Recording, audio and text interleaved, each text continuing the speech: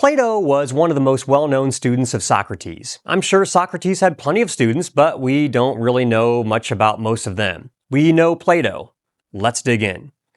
Plato was a philosopher. He wrote lots of things down, unlike Socrates, who didn't write anything down. And Plato also liked to ask questions and get answers. The Socratic method I talked about earlier. A lot of what Plato wrote was about Socrates' discussions with various people, their answers, and how Socrates made them look stupid, or at least made them think about things in a different way than they had before. And sometimes it's hard to tell. Did Socrates really say those things, or is Plato kind of writing as Socrates in his books? It's hard to know. But that's how we know most of what we know about Socrates. One of the most famous books, if not the most famous book, that Plato wrote was The Republic. Hey, we know that word. And to the Republic, for which it stands. Now, a lot of people say, oh, that's how we get our system of government from. Well, sort of, but not directly. Plato's book, The Republic, is where Plato talks about what a perfect society might look like, how a government should work, what justice is, what makes a good citizen, what makes a good leader. But the ideas are not quite what we have, although they absolutely influenced later thinkers. The Greeks in Athens had direct democracy. Everybody votes on everything. That's fine if you have one city-state.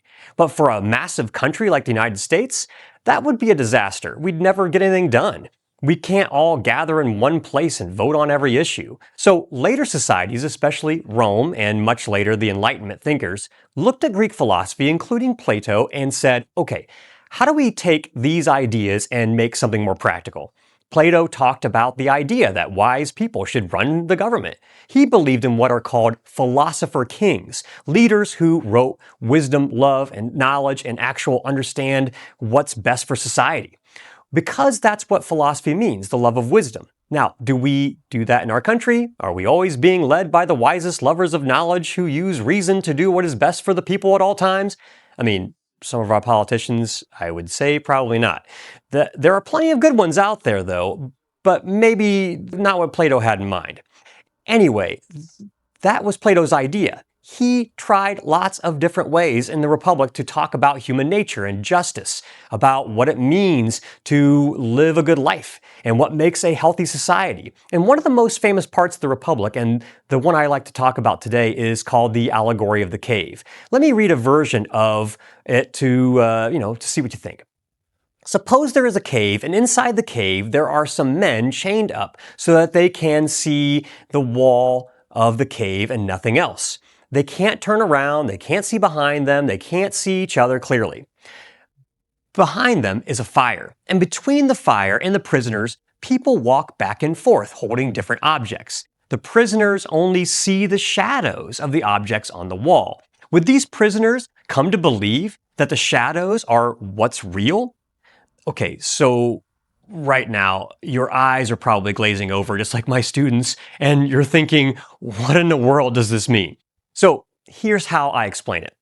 I set my classroom up and I say, okay, everybody face the front. You can't turn around, you can't look beside you, you have blinders on. And there's a raging fire behind you. And people walk between you and the fire holding up different things, kind of like shadow puppets. They hold up a stapler and they say, behold, a stapler. But you never see the real stapler. All you ever see is the shadow on the wall. A tape dispenser. They hold up a tape dispenser. You only see the shadow of the dispenser. That's it. That's your entire life, shadows. You never really see a real stapler. You never see a real tape dispenser. You only know shadows. Then one day, they open up the cave. You crawl out, your eyes have to adjust to the light, and suddenly you see this incredible world. Color, depth, detail, beauty, and someone says, dude, that's a stapler. And you're like, no, it's not. A stapler is a flat black shadow thing on the wall. This is totally different. But you don't know any different because you've been taught your entire life that the shadow is the real thing. That's the allegory. So my students are still like, okay, and so here's how I really tried to bring it home. Let's say from the time you were born, your parents decide to mess with you, just as an experiment. They teach you that this is blue. And this is red. They swap them. Every book, every crayon, every toy, they scratch out the words and make sure everything matches the lie. Dora comes on talking about colors. Nope, turn that off. We don't want to confuse the kid. So the kid grows up thinking that blue is red and red is blue. Then he goes to preschool. Okay, everybody, get out your blue marker, and little Johnny pulls out the red one. The teacher says, no, Johnny, that's red. And Johnny's like, no, it's not. This is blue. My parents taught me my whole life. No, Johnny, that's red. And now Johnny becomes confused because somebody's lying, either the teacher or his parents. And why would his parents lie to him? So the point is, you're a product of what you're taught. That's what the allegory of the cave is about. You have to be careful about the information you're getting because it programs you.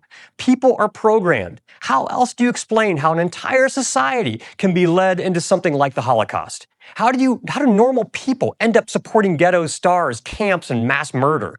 It didn't happen overnight. It was slow. It was constant. It was repeated. It was normalized.